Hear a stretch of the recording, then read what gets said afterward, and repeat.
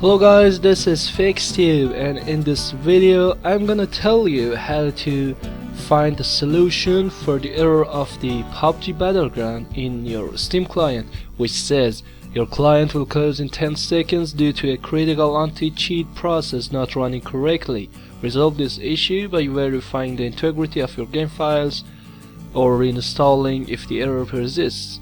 So for fixing this, the first solution is to go to the Steam as it said, right click on the PUBG, go to the properties, and from here you can see the local files tab in here.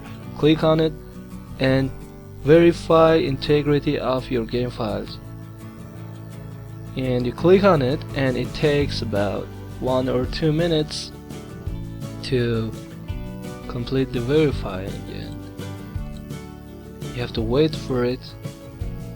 I suggest you to do this, but if you read the reviews, most of the people say that the problem won't wipe out even after doing the verifying and the integrity of the local files. So let the verifying be done, and I'll tell you the second and the third solution, which I promise you that the third one works 100%.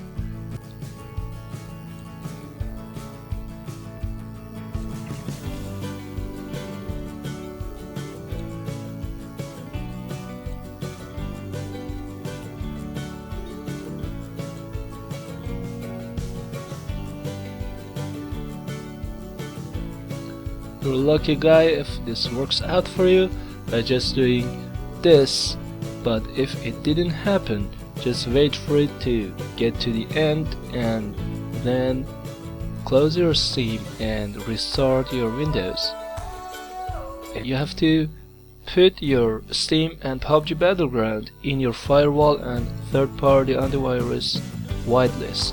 So it's done, close it, restart your system, and come to allow an app through Windows Firewall. Okay, click on change setting, look for PUBG and Steam. PUBG is here, it's checked, and